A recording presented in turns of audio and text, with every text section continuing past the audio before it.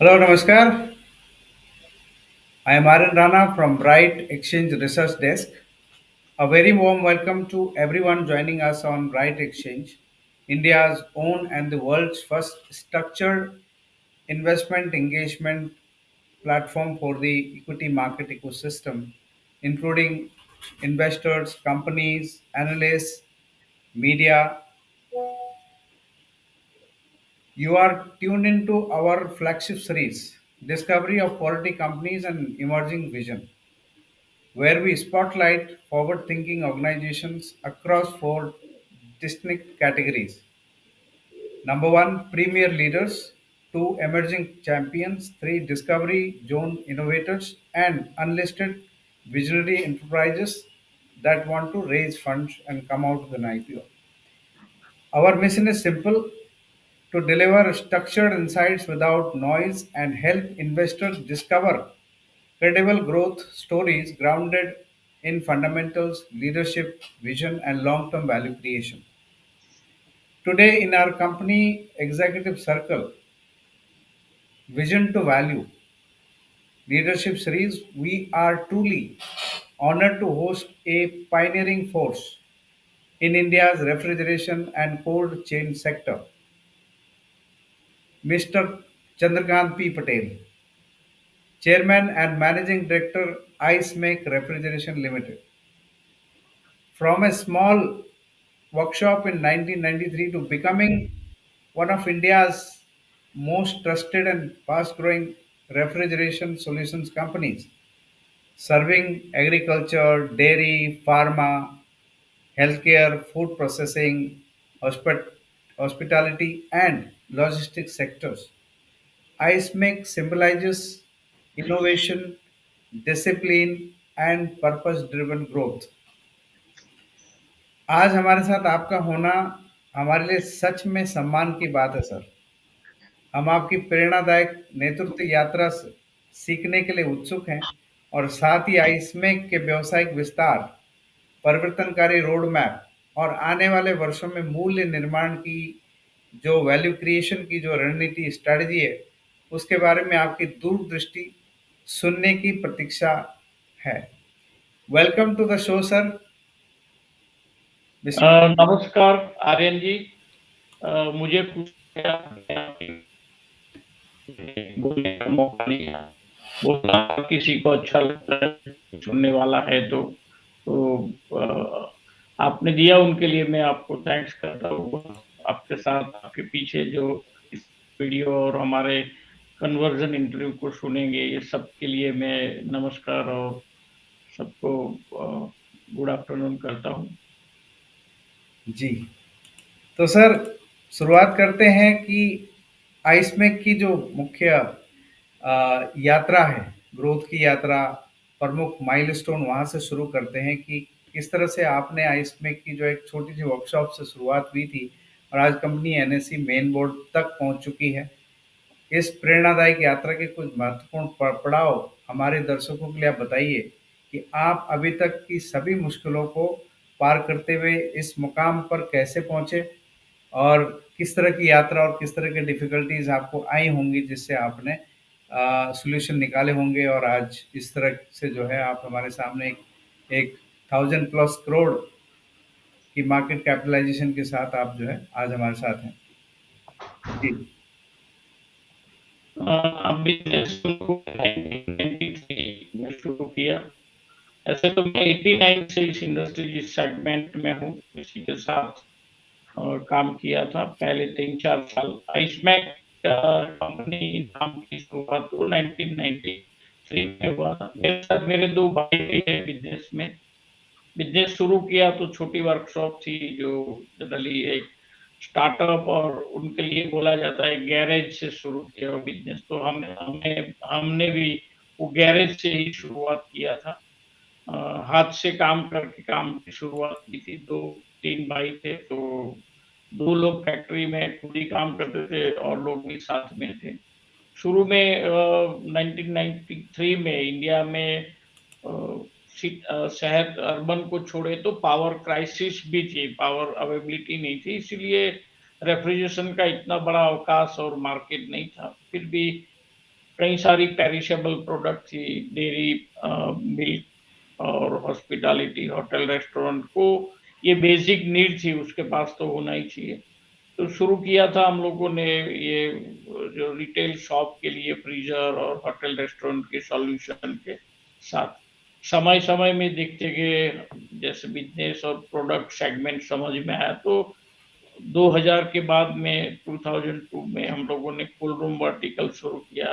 इसके साथ इंडस्ट्रियल, बाद में एक बिज़नेस की एक बेसिक समझ होती है ना कि इनिशियल तो प्रोडक्ट और बिज़नेस अपने आप को सीखते हैं, समझाते हैं। 2002 के बाद में हमारा सही माइंडसेट हुआ कि बिज़नेस क्या है, उसको ग्रोथ कैसे किया जाए। अगर आपको ग्रोथ करना है तो कैसे ग्रोथ हो सकता है। आपको प्रोडक्ट बास्केट बड़ा करना पड़ेगा, जियोग्राफी एक्सपांड करोगे तो बिज़नेस होगा। तो ऐसे समय के साथ प्रोडक्ट जोड़ते गए, जब आपको ग्रोथ करना है, आपको आपका बिज़नेस बड़ा करना है, तो जियोग्राफिकल एक्सपांशन भी किया। कहीं 2016 में हमने चेन्नई, भारत में भारत रेफ्रिजरेशन के नाम से एक कंपनी टेक ओवर किया।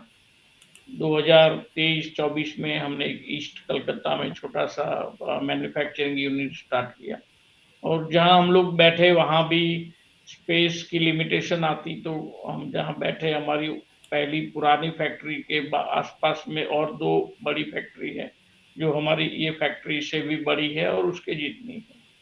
तो ये जर्नी है प्रोडक्ट में। एक माइंडसेट क्लियर था कि हमें हमारे फोकस पे चलना है, रेफ्रिजरेशन के अलावा कुछ नहीं करना है। तो रेफ्रिजरेशन बेस्ड प्रोडक्ट ही हम लोगों ने शुरू किया था, और अभी भी वही कर रहे हैं। करते-करते कई सारी यात्रा शायद आपके आगे के क्वेश्चन में आएगी, तो बस यही शुरुआत है। जी सर, काफ़ी अच्छी यात्रा आप लोगों की रही है सर। तो उसी से जुड़ा जो है अगला सवाल ये है कि कैसे जो है आप लोग 24 देशों में अभी जो है सेवाएं दे रहे हैं, मतलब आपका एक्सपोर्ट जो है 24 कंट्रीज में हो रहा है। तो तो मतलब जर्नी में आपके जो कुछ चैलेंजेस और कुछ लर्निंग भी होंगी सर, कि किस तरह से जो है कभी क्या होता है कि इतने सारे प्रोडक्ट्स हमारे पास आज 50 प्लस से भी ज़्यादा प्रोडक्ट्स हैं। लेकिन कुछ ऐसे भी प्रोडक्ट्स आए होंगे, ऐसे भी कुछ इनिशिएटिव होंगे जहाँ पर आप लोग ठीक नहीं कर पाए, तो वहाँ पर कैसे आपने उसको उस नॉलेज को या उस लर्निंग को अप्लाई किया? कहाँ-कहाँ पे ऐसे कुछ चीज़ें हुई जहाँ पर जो है कुछ लर्निंग शेयर कीजिए सर, कुछ कुछ ऐसा कुछ जो हमारे इन्वेस्टर्स के लिए कुछ इनसाइटफुल अ ये दे सके, दृष्टिकोण दे सके। आर्यन जी, हम लोग प्रोडक्ट शुरू करने से पहले काफ़ी सोच समझ के काम करते हैं कि ये हम बना लेंगे तो बेचेंगे कहाँ? बेचने के बाद की आफ्टर सेल सर्विस की रिस्पॉन्सिबिलिटी क्या है? मार्केट साइज़ क्या है? पीयर्स कौन है? मार्जिन कैसा है? इसीलिए प्रोडक्ट फेल्योर तो, जब मैंने पहले भी बोला कि हम रेफ्रिजरेशन फ़ोकस्ड पे ही काम करते हैं, तो एक लॉजिक और प्रिंसिपल तो सभी रेफ्रिजरेशन इक्विपमेंट के लिए कॉमन है, लेकिन पास्ट में हम लोगों ने सोलर कोल्ड रूम को लेके एक बड़ा हमने होप रखा था कि ये अच्छे बिकेगा। रिन्यूएबल एनर्जी को लेके गवर्नमेंट भी काफ़ी पुश करती है, इंसेंटिव स्कीम भी अच्छी है। वो एक प्रोडक्ट हमारी उम्मीद पे हम नहीं चला पाए, या वो नहीं चला मार्केट में। ऐसे ही कई पास्ट में पहले हम लोग वाटर कूलर भी बनाते थे, तो 10-12 साल पहले ऐसा लग रहा था कि प्रोडक्ट बड़ी वैल्यू की होनी चाहिए और अच्छा मार्जिन होना चाहिए। तब ये समझनी थी कि एक विजिबिलिटी भी एक आपको देखना चाहिए। वाटर कूलर इसी वजह से पहले हम लोगों ने बनाते थे, बंद किया। कुछ मशीनरी थे आइसक्रीम मैन्युफैक्चरिंग के लिए, वो बंद किया। ओवरऑल जैसा मैंने पहले शुरू में बताया कि प्रोडक्ट सिलेक्ट करने के पहले हम लोग अच्छा होमवर्क कर लेते हैं। किसी में पता है कि चैलेंज है, जैसा आपने, हम लोग डिहाइड्रेशन टेक्नोलॉजी में अच्छा काम करते हैं। तो डिहाइड्रेशन में फ्रीज ड्रायर जो है, ऐसा बोला जाता है कि फूड प्रोसेसिंग का अभी में एक लेटेस्ट ऑप्शन है जो फ्रोजन को रिप्लेस करेगा। और अब तक इंडिया में वो इम्पोर्ट ही होता था यूरोप या चाइना से। जिसको हम लोगों ने रिप्लेस किया, और चालू करने के टाइम पे भी हमारा फोकस यही था कि इंडियन इंपोर्ट को हम लोग कम करने में हमारा सपोर्ट करेंगे, और इंपोर्ट सब्स्टिट्यूट होगा तो आपका कंपटीशन कम होगा, प्राइस एवरेज आपको अच्छे प्राइस पे प्रोडक्ट बेच पाएंगे। तो ऐसे प्रोडक्ट सिलेक्ट करते हैं तो कुछ एक राष्ट्र भावना के साथ भी हम काम करते हैं। सोलर कोल्ड रूम में भी यही था बेसिकली। हम लोग एग्रीकल्चर फार्मर फैमिली से है, तो हमें वो भी पता था कि फार्मर की क्या समस्या है। तो सोलर कोल्ड रूम किया, तभी यही लगा कि चले हम लोग अब फार्मिंग तो नहीं करते, लेकिन हमारे बचे हुए भाई को वो सपोर्ट करें। ऐसे ही डिहाइड्रेशन है जो इंपोर्ट सब्स्टिट्यूट के लिए काम किए।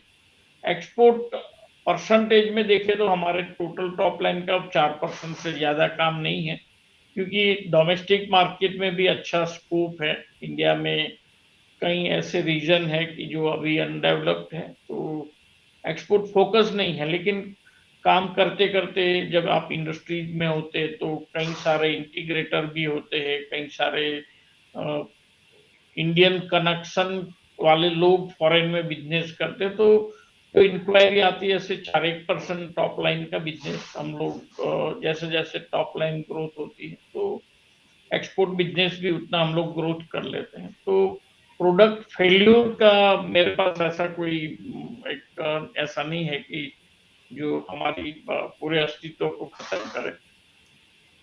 सर, आपका एक सोलर कोल्ड रूम का जो इनिशिएटिव है उसका काफ़ी मतलब उसका क्या, what is the status right now? Because कई सारे इन्वेस्टर्स पूछ रहे थे कि उस पर कोई सवाल हमारा है कि मतलब किस दिशा में जा रहा है, उसमें कुछ स्कोप क्या है और किस तरह के उसमें आपको अगर कोई डिफ़िकल्टीज़ आ रही हैं तो क्या हैं?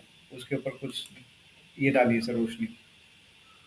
सोलर कोल्ड रूम जैसा हमने सोलो पेरीफ्रेश के नाम से उसको रीब्रांडिंग किया, तो थोड़ा एक अवेयरनेस आए। लेकिन ज्यादातर ये प्रोडक्ट जो है ना, आप गवर्नमेंट फंडिंग के बेस पे ही बेच पाएंगे। इंडिया में इस प्रोडक्ट के लिए गवर्नमेंट के पास भी अभी टेक्निकल स्पेसिफिकेशन एक एक लॉक नहीं किया है कि ये पैरामीटर, ये टेक्निकल बेस पे ही सबको कोट करना है। इसीलिए वहां कुछ लोग प्ले करके अपनी कुछ अलग डिजाइन की प्रोडक्ट अलग प्राइस में देते हैं। थोड़ा सा चैलेंज वो है कि आपको उसका इंस्टॉलेशन है ना एग्रीकल्चर लैंड में जाके करना है, तो वहाँ की लोकल चैलेंज होती है। Unloading, installation, transportation, local skill नहीं मिलता है। और कन्वेंशनल कोल्ड रूम से ये 4 टाइम ज्यादा कॉस्टली है। इसीलिए इनिशियल इन्वेस्टमेंट की वजह से लोगों को लगता है कि इतना इन्वेस्टमेंट करके बिजनेस की श्योरिटी तो नहीं होती ना। एग्रीकल्चर में आप भी जानते हैं, सप्लाई डिमांड का खेल है। आप प्रोडक्ट को प्रिजर्व तो कर लोगे, लेकिन उसकी डिमांड नहीं होगी, तो इसीलिए लोग, इंडियन फार्मर भी इतने बड़े नहीं है कि वो इन्वेस्ट कर पाए। फिर भी हम लोगों ने 80-90 सोलर कोल्ड रूम बेचे हैं। हमने एक्सपोर्ट भी किए हुए, जो NSA solar, global solar alliance है। 1-2 साल पहले मोदी साहब भी उसके चेयरपर्सन थे। तो हम लोगों ने अफ्रीका में, इंडिया ने 2 कोल्ड रूम हम लोगों ने सोलर के सक्सेसफुली इंस्टॉल किया। लेकिन फील्ड की एजुकेशन चैलेंज को देख के लगा कि वहाँ काफी मेन पावर इन्वॉल्व होता है। अपनी लैंडिंग कॉस्ट पे कंट्रोल नहीं है कि हम साइट एग्जीक्यूट करते करते एक सिक्योर और सेफ मार्जिन के साथ बाहर आएंगे। प्रोडक्ट सेफ है। कभी ऐसा मैं बोल सकता हूँ कि ये थोड़ा सा प्रोडक्ट अर्ली बोल सकते हैं। आज भी आप देखते हैं इंडिया में सोलर बेस्ड जो इरिगेशन पंप है ना, अब इरिगेशन में सोलर पंप इतना पॉपुलर और यूज होने लगा है कि लोग आम हो गया कि सब लोग जब पंप लगाना होगा तो सोलर बेस्ड पंप लगाएंगे। तो मुझे लगता है अगले 5 साल के बाद में थोड़ा सा कॉस्ट भी कम होगा, टेक्नोलॉजी इजी अवेबिलिटी होगी, लोगों की अवेयरनेस होगी, तो सोलर चलेगा। टेक्नोलॉजी प्रोडक्ट सेट करके हम लोग बैठे, अभी भी कई सारी टेंडर अपॉर्चुनिटी होती है, तो हम लोग हमारे कंडीशन पे कोशिश करते हैं कि अच्छा प्राइस पे अच्छे लोकल पार्टनर मिलते हैं तो हम लोग काम करें। Perfect sir. तो मतलब सोलर में तो काफ़ी गवर्नमेंट का भी काफ़ी अग्रेसिव पुश है कि कुछ सोलर टेक्नोलॉजी, सोलर की चीज़ें आए। एनीवेज, अब हम लोग जो है दूसरे सेगमेंट में जो फाइनेंशियल परफॉर्मेंस है उसकी बात करते हैं आइसमेक का। पिछले जब से कंपनी लिस्ट हुई है तब से काफ़ी अच्छा कंपनी ने प्रदर्शन किया है। और अब जो है हम बात करेंगे पिछले क्वार्टर टू की, तो उसमें कंपनी ने काफ़ी अच्छा उल्लेखनीय सुधार जो है उसमें दिखाया है। आपके जो कंसोलिडेटेड रेवेन्यूज हैं वो लगभग 147.459 करोड़ रुपीस का रहा आपका, जो 43% जो है ईयर ऑन ईयर ग्रोथ के साथ में ऊपर रहा, और ये 32% की वृद्धि दिखा रहा है। लाभ में भी जो आपका जो नेट प्रॉफिट है उसमें भी वापसी हुई है कंपनी की।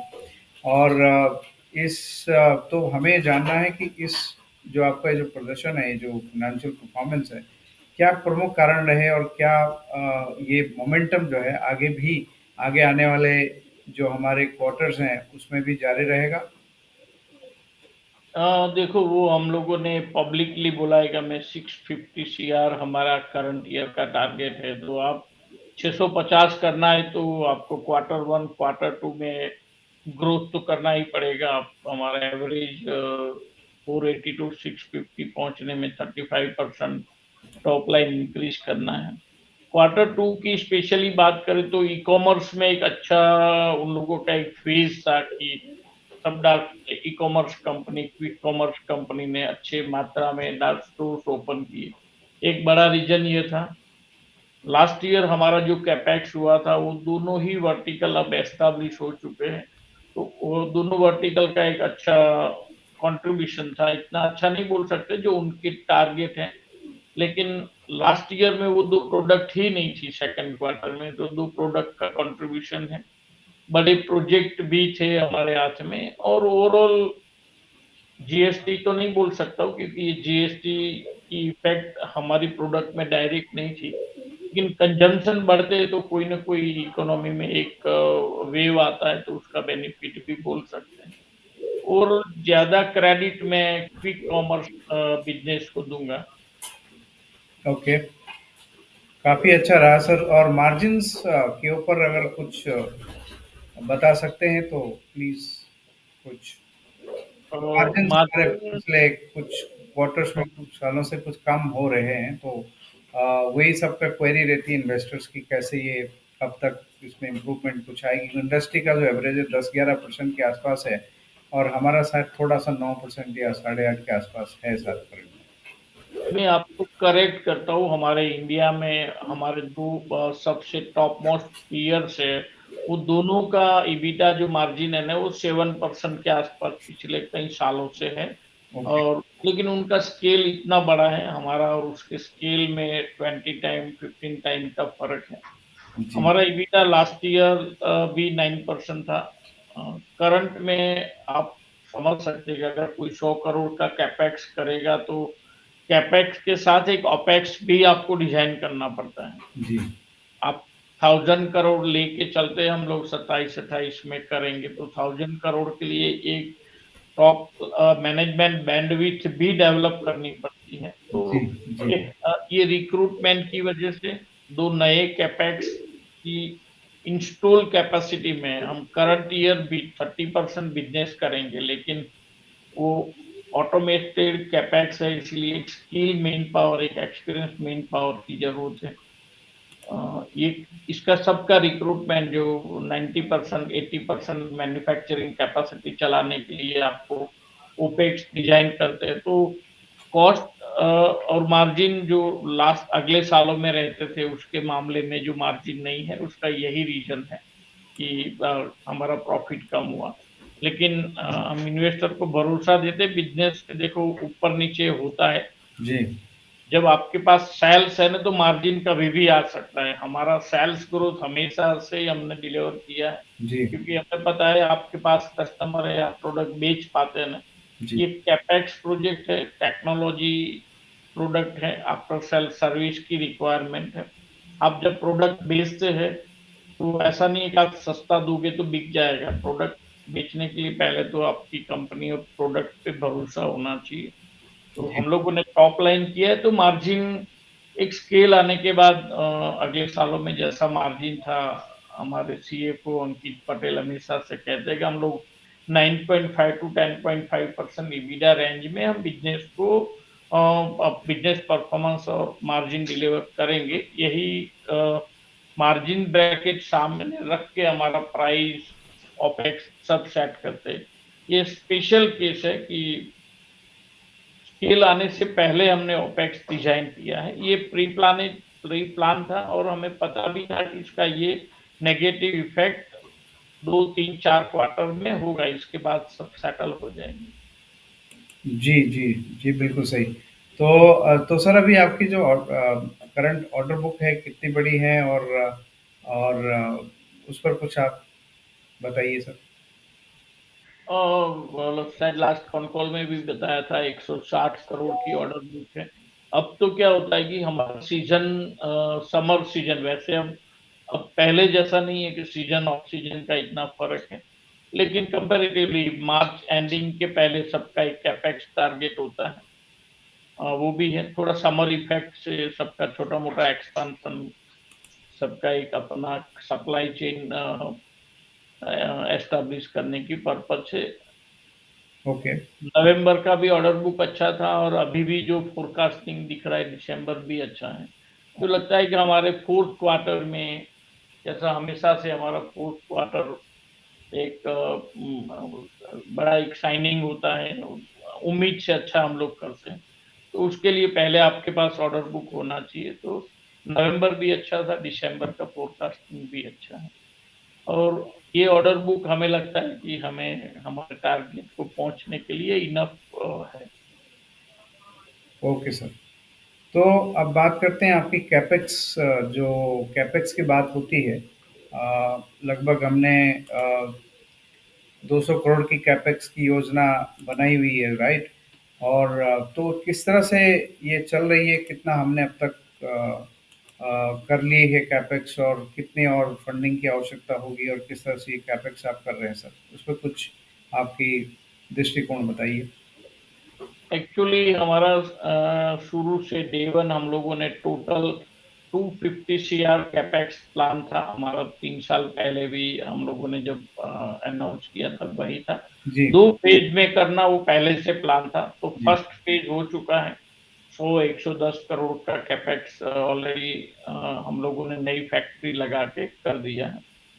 बैलेंस कैपेक्स का जो प्लान है उसमें आप भी जानते हैं कि इंडियन मार्केट की जो अपॉर्चुनिटी है, लोगों का एक कंजम्पशन है, लोगों की लाइफस्टाइल बदलती, तो ग्लोबली भी इंडियन रेफ्रिजरेशन इंडस्ट्री पे पूरी दुनिया की नजर है।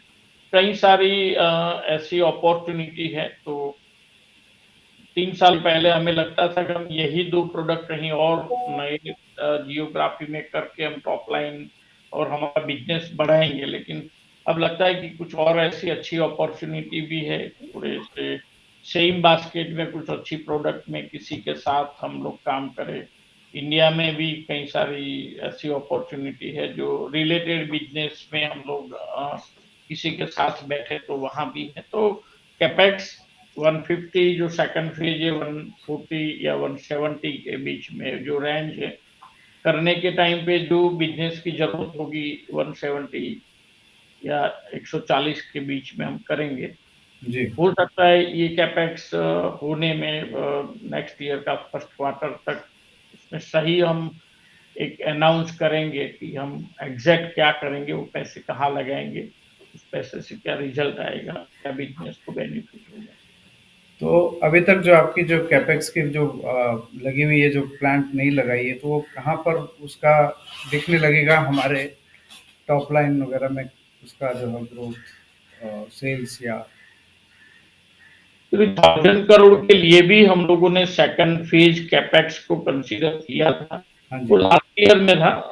करंट 26 और 27 की बात नहीं थी, 28 की बात थी कि सेकंड फेज कैपेक्स से बेनिफिट होगा। तो 1000 करोड़ है वो सेकंड फेज कैपेक्स के साथ ही होगा, क्योंकि अभी भी हमारा मैन्युफैक्चरिंग कैपेसिटी कैपेक्स होने के बाद में 950 करोड़ से ज्यादा नहीं है। अच्छा। बिज़नेस तो नहीं, लेकिन रिलेटेड प्रोडक्ट बढ़ेगा। एक अच्छे लोगों से आप जुड़ोगे तो आपकी प्रोडक्ट का एक रेपुटेशन, ब्रांड इमेज बिल्ड होते हैं। एक बड़े मार्केट साइज़ में आपको एक मौका मिलता है, क्योंकि बड़े मार्केट साइज़ होंगे तो उसमें अपना मार्केट शेयर क्रिएट करना इतना चैलेंजिंग नहीं होता है। जी, जी, जी। तो सर अब अगला सवाल जो है ये है कि जो हमारे जो प्रोडक्ट्स हैं उसमें ये जो सस्टेनेबल प्रोडक्ट्स की बात होती है जैसे आपके कई सारे इको फ्रेंडली प्रोडक्ट्स भी आपने लॉन्च किए हैं तो उसके बारे में कुछ और बता सकते हैं सर इस पॉइंट पे? देखो आप, हम लोग डे 1 हमारी रेफ्रिजरेशन इंडस्ट्रीज में जो हम लोग गैस जिसको बोलते हैं, हम लोग 2010 में भी हमने ये फेज देखा था। पहले जो रेफ्रिजरेंट गैस चलते थे जी, रिप्लेस किया जीडब्ल्यूपी, जो उसका गवर्नमेंट ने, गवर्नमेंट तो नहीं बोल सकते लेकिन ग्लोबल एक बॉडी है जो इसको मॉनिटर करती है। ये कंप्लायंस हर कंट्री की अलग अलग डिजाइन करते हैं, तो हम लोग कंप्लायंस में समय से पहले ही काम करते हैं। जी, इंडियन गवर्नमेंट भी अभी बीआईएस और एनर्जी एफिशिएंसी के लिए जो रेटिंग पैरामीटर किया है, जी, तो अभी अब तक तो हमारे पास वो रेटिंग और बीआईएस कोई प्रोडक्ट में अप्लाई नहीं होता था, लेकिन लास्ट ईयर से हमारे चेस्ट फ्रीजर जो बावला में हम बना रहे नई फैक्ट्री में, जी, वहाँ रेटिंग भी अप्लाई है और बीआईएस भी है। अब नई प्रोडक्ट वाटर कूलर बनाने जा रहे हैं, उसमें भी बीआईएस है। तो जब आपको एक रेटिंग गाइडलाइन मिलती है, तो हमेशा कोशिश करते हैं हर मैन्युफैक्चरर की मेरी प्रोडक्ट एक अच्छे रेटिंग पे रहे। जी, ये माइंडसेट का बेनिफिट और प्रोडक्ट में भी होता है। जी, हम लोग 28-30 साल से इस इंडस्ट्रीज में है, इसीलिए हमें कस्टमर की नीड पता है कि उनको एक एनर्जी एफिशिएंट प्रोडक्ट चाहिए और मेंटेनेंस फ्री चाहिए।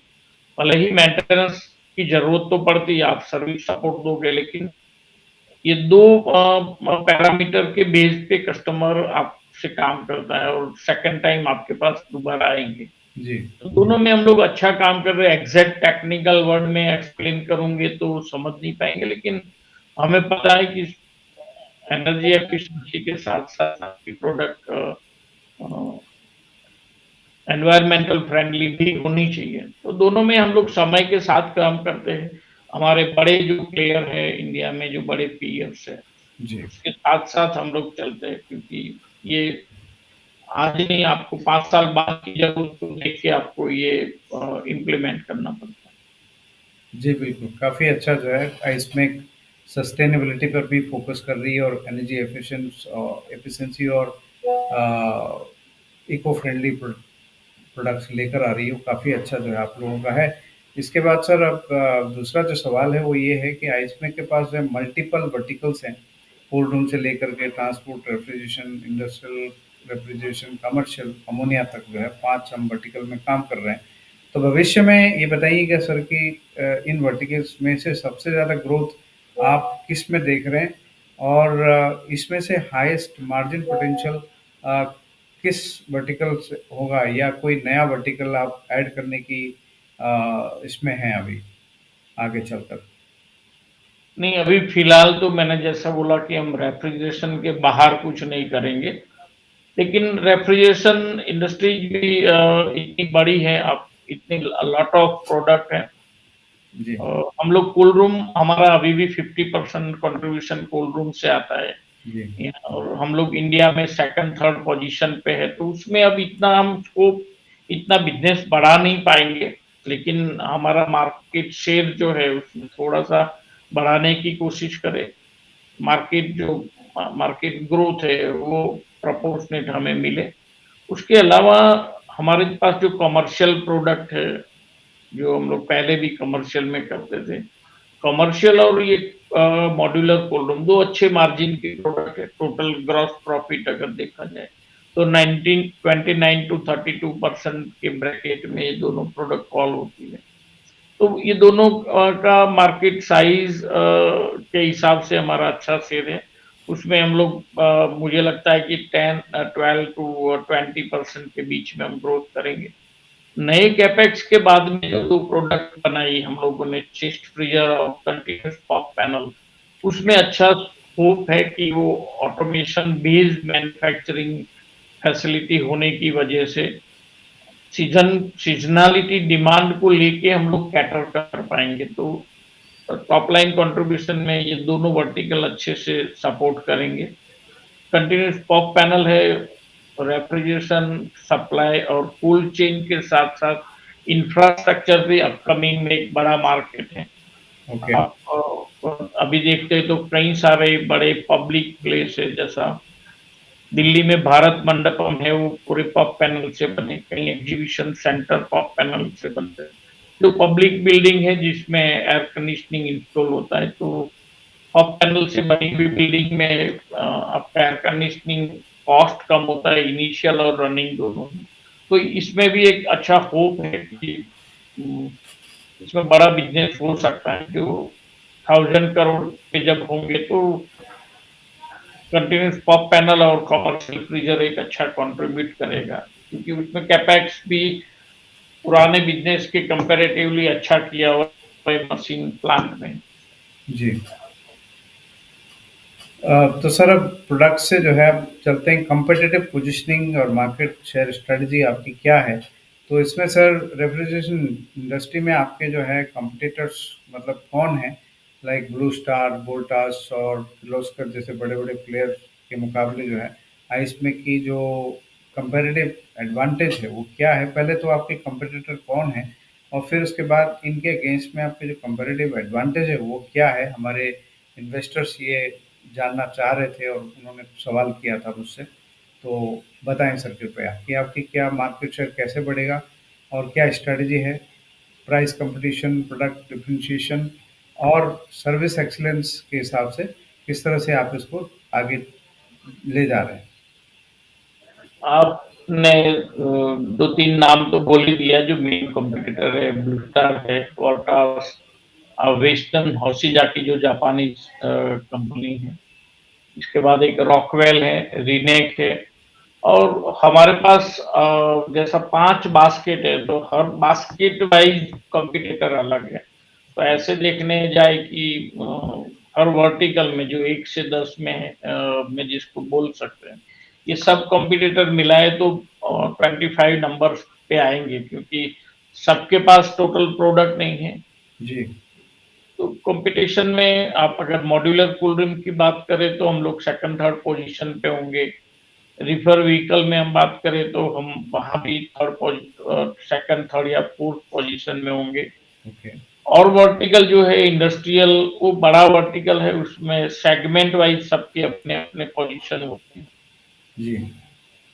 और वर्टिकल है जो डिहाइड्रेशन, जिसमें हम बोल सकते हैं इंडिया में हम सबसे बड़े मैन्युफैक्चरिंग काम करते होंगे। लेकिन ओके। वो मार्केट साइज़ इतना बड़ा नहीं है, उसमें एग्ज़ैक्ट अभी कोई पीयर्स आइडेंटिफ़ाई करना मुश्किल है, क्योंकि ओके। मैन्युफैक्चरिंग कोई ऐसा ख़ास करने वाला नहीं है। ओके।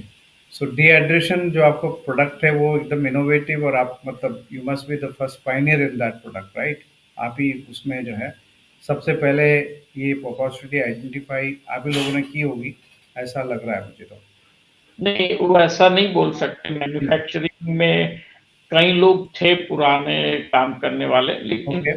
एक लिस्टेड प्लेटफ़ॉर्म पे जो मैन्युफैक्चरर होना चाहिए, वो कोई नहीं थे। करेक्ट। इंडिविजुअल बेस पे एक एक अपने रीजन में, एक स्केल पे जिसको बोल सकते हैं कि शायद वो 25-30 साल से काम करने वाला भी 12-15 करोड़ से बड़ा प्लेयर नहीं था।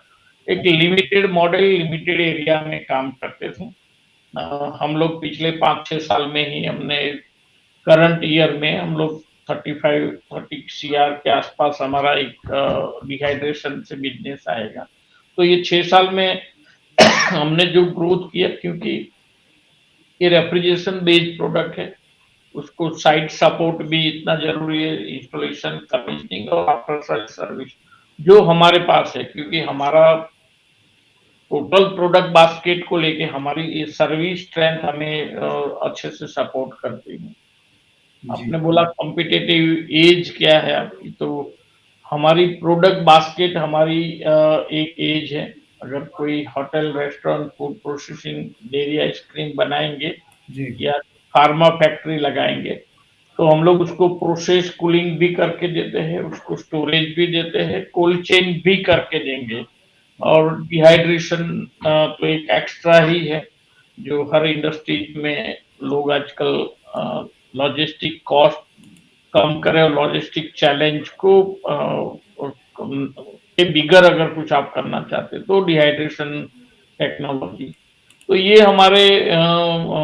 हमारी एक स्ट्रेंथ है। साथ-साथ में हम लोग कोर रेफ्रिजरेशन के लोग हैं, तो इंडिया के हर स्टेट कैपिटल में हमारी सर्विस टीम है, तो आफ्टर सेल सर्विस हमारी अच्छी है।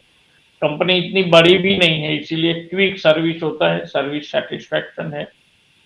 कुछ प्रोडक्ट में कस्टमर की बेसिक नीड को समझ के हम माइनर कस्टमाइजेशन भी करके देते हैं। तो हमारे बड़े पीयर्स के सामने ये हमारी स्ट्रेंथ है, जिसकी वजह से लगता है कि 10 टाइम, 20 टाइम छोटी कंपनी भी आपको अच्छा प्रोडक्ट और आपकी रिक्वायरमेंट को अच्छे से डिलीवर करती है, तो फिर लोग काम कर लेते हैं। प्राइस भी कभी-कभी प्रीमियम मिल जाता है या इक्वल मिलता है। जी। तो अब बात करते हैं सर, आपने नए सीईओ का अपॉइंटमेंट किया है। तो तो ये एक बहुत ही महत्वपूर्ण जो है कदम के रूप में जो है मार्केट द्वारा देखा जा रहा है, जो इन्वेस्टर्स हैं हमारे, तो यूँ कहें कि एक नई सीईओ जो है, तो आप कैसे देखते हैं ये नियुक्ति जो आपने करी है कि यहाँ से अब आइस मेक जो है एक डबल जो गियर होता है उसके हिसाब से ग्रोथ अभी आने की संभावना है हमारी, ये पूछना है सर मुझे। नहीं देखो सीईओ अपॉइंट करना वो तो एक बिज़नेस की नीड थी क्योंकि जब आप एक एक स्केल पे बिज़नेस करते हैं उसके बाद आपको ग्रोथ करना है तो फिर अपने आप को फ्री रखना पड़ेगा रूटीन बिज़नेस से। जब आपको फ्री रहना है तो कोई आपको रिप्लेस करे वैसी पोज़ीशन का भी कोई एक पर्सन होना चाहिए। जी। जिसकी जिसके पास समझ है, सेम इंडस्ट्रीज में एक्सपीरियंस है, तो ये स्ट्रेटेजी है क्योंकि आगे ग्रोथ करना है तो एक बिजनेस ओनर के नाते हमें अगले सालों में क्या प्रोडक्ट स्ट्रेटेजी पे काम करना है, उसके लिए हम लोग फ्री हो पाएँ। और आप जानते हैं कि अगर आप टॉप लाइन का गोल लेते हैं तो फिर आपके पास टॉप मैनेजमेंट बैंडविड्थ एडवांस में आपको रिक्रूट करना पड़ेगा जो कंपनी कल्चर और प्रोडक्ट समझ पाए। जब आप एक साइज पे होंगे तो आपके पास एक्सपीरियंस सेगमेंट के भी चाहिए, एक्सपीरियंस आपकी कंपनी की एक्सपीरियंस भी उनके पास होनी चाहिए। तो सीईओ अपॉइंट करना हमारी कई टाइम से ज़रूरत थी, लेकिन हमारे क्राइटेरिया में कोई बैठ नहीं रहे थे, इसीलिए नहीं किया। तो हमें उम्मीद है और हमने रिक्रूट करने के टाइम पे भी बोला था कि ये हमारा विज़न और ड्रीम है। आपको ये करना है, हम लोग आपको पीछे से सपोर्ट करेंगे। आप पार्शियली आप वन बाय वन रिस्पॉन्सिबिलिटी लेते जाइए। तो देखो बड़े बिज़नेस होते हैं तो उसमें आप आपके पास एक बड़ी टॉप लेवल की बड़ी टीम होनी चाहिए। तो इसी पॉलिसी स्ट्रैटेजी का पार्ट है सीईओ रिक्रूट करना। जी, काफ़ी अच्छे अनुभव के साथ आए हैं और आपके कंपटीटर से आए, कंपटीशन जो है ब्लू स्टार से आए हैं, तो सभी इन्वेस्टर ये उम्मीद करते हैं कि अब कंपनी यहाँ से अच्छे डबल गियर में जो है आगे बढ़ेगी। तो सर अब हम अपने इस सेगमेंट के आखिरी उसमें आ गए हैं। तो आपका और जो आपके पास में भी जो नेक्स्ट जनरेशन जो आपकी लीडरशिप है, जो यंग आपके जो बच्चे हैं वो भी तो ज्वाइन किए हैं बिजनेस, तो कैसा चल रहा है और क्या आपकी सोच है आगे चल कर के किस तरह से जब आप रिटायर होंगे, जैसे कि हम आपसे बात करते ही रहते हैं कि रिटायरमेंट क्या प्लान, मतलब क्या कहाँ देखते हैं आप कंपनी को तब तक, और नेक्स्ट जनरेशन किस तरह से जो है आगे बढ़कर इस बिजनेस को आगे ले जाने का प्रयास कर रहे हैं, कुछ उस पर भी कुछ बताइए सर। देखो ऐसे इस नेक्स्ट जनरेशन का जॉइन होना अच्छा भी है, बुरा भी है। कभी-कभी फैमिली बड़ी हो जाती तो ओपिनियन डिफरेंस की वजह से कुछ डिसीजन ही नहीं होते, ग्रोथ भी नहीं होते। लेकिन अ, एक ह्यूमन बीइंग अपनी एक लिमिटेशन को समझ के ये भी पता है कि सबको एक एक्सपोज़र मिलेगा, एक ओपन होगा जी, अपने सेगमेंट या उसमें, तो फिर अच्छे से आप बड़ी टीम को मैनेज भी कर पाते हैं। तो जी, लास्ट ईयर जैसे ही हमने कैपेक्स की वजह से जो 2 प्रोडक्ट प्रोड्यूस कर पाए, तो नए जो 2 नेक्स्ट जनरेशन से जो 2 मेंबर आए, तो दोनों को ही एक-एक वर्टिकल इंडिपेंडेंट दिया हुआ है कि ये आपकी फैक्ट्री, ये आपका टारगेट है और ये आपको काम करने हैं। तो दोनों को एक अलग एक्सपोज़र है, एक दूसरे से इतना कोई कॉम्पिटिशन या कोई वो ना जैसा बोलते हैं साथ के साथ और अलग के अलग। जी, तो सबको जी, लगता है कि ये मेरा किया हुआ है, ये और ये इसमें कोई ये कर रहा है तो मुझे इनसे और अच्छा करना है। नेक्स्ट जनरेशन मैं कई सारे बिज़नेस को देखता हूँ कि सक्सेशन सबका इश्यू होता है, तो जी, जब आदमी को लगता है कि सक्सेशन का इश्यू आने वाला है, तो आदमी 50-52 के बाद में ही आगे बढ़ना बंद कर देता है, जो है उसको वाइंड अप करता है। ये तो है। ये लोगों के आने से हमें होप है कि हम अगले 10 साल तक बिज़नेस में एक्टिव रह के हम काम करेंगे, तो पीछे और 40 साल चलाने वाले लोग आ गए, तो एक तो ऐसा हुआ कि ग्रोथ का एक कॉन्फिडेंस आ गया कि हम कैपेक्स करेंगे, हम बिज़नेस बढ़ाने के लिए जो भी एक्शन लेंगे, तो इस एक्शन को एक टाइम के बाद कोई इस बिज़नेस को बड़ा करेंगे। हर बिज़नेस ओनर की एक ड्रीम होती है कि मैं अपना बिज़नेस रहना जी, चाहिए।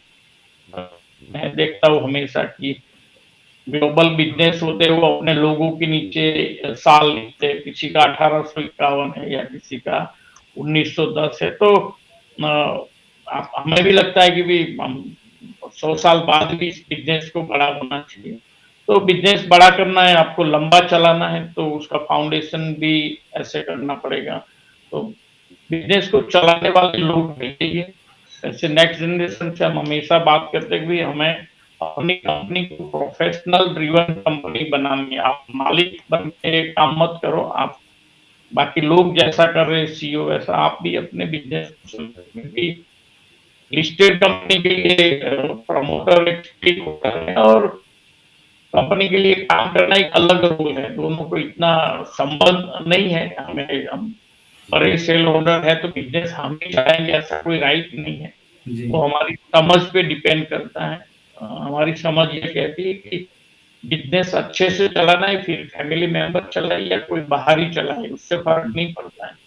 तो अभी क्योंकि तो अभी नेक्स्ट जनरेशन से कौन कितने बच्चे आपके how many members are there right now? I mean हम लोग 3 भाई हैं, तीनों भाई को मिला के 4 बच्चे हैं। जी, अभी तीनों भाई के एक-एक बच्चे बिज़नेस जॉइन किया हुआ है। अच्छा, किसी को 3 साल हुआ, किसी को 2 साल, किसी को 1 साल। ओके और तीनों अलग-अलग वर्टिकल अलग-अलग ज़िम्मेदारी निभा रहे हैं सब। हाँ, तीनों का अलग-अलग है। एक कमर्शियल फ्रीज़र जो लास्ट ईयर हमने किया वो देख रहा है। जी, एक कंटीन्यूअस पैनल है और अच्छा, एक जो है वो पुराना हमारा मॉड्यूलर कोल्ड रूम जो हम लोग 250 सीआर वो बिज़नेस देख रहा है। वो देख रहे हैं। बहुत ही अच्छा सर। तो अभी हम आपके लास्ट अपने इस एपिसोड के लास्ट सेगमेंट में आ चुके हैं। तो अभी आपका इन्वेस्टर्स के लिए कुछ मैसेज है, कुछ आप बोलना चाहेंगे तो सर प्लीज़ गो अहेड। मैं इन्वेस्टर को तो देखो एज़ ए प्रमोटर इन्वेस्टर को हमको इन्फ्लुएंस नहीं कर सकते कि आप ऐसा करो, लेकिन एक मैच्योर इन्वेस्टर और समझदार है तो अ, कैपेक्स के कंपनी इतनी बड़ी भी नहीं है कि 100 करोड़ का कैपेक्स करेगा तो बैलेंस शीट उसको एडजस्ट कर पाए। ऐसे आगे के कैपेक्स फेज़ में भी थोड़ा-सा प्रॉफिट पे फ़र्क पड़ सकता है, लेकिन 3 साल बाद ये सबको हम लोग एस्टेब्लिश करके फिर अगेन हमारे जो EBITDA हमने बोला वो करेंगे। तो मैं ये कहना चाहूँगा जो है, जो इसको आना है वो एक थोड़ा साथ में लंबा चलने की भरोसे के साथ चलना है तो इसमें के साथ आइए।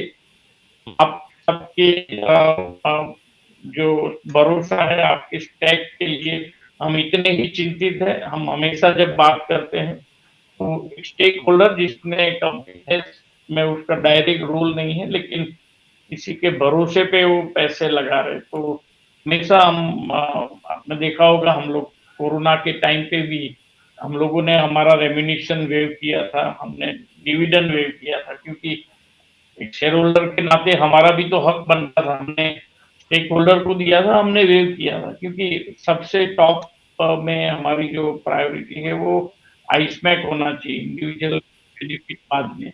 तो ये मैं स्टेक होल्डर को बोलता हूँ कि भई थोड़ा लंबा चलना पड़ेगा, पेशेंस रख के साथ चलोगे तो आगे अच्छे दिन ज़रूर आएँगे।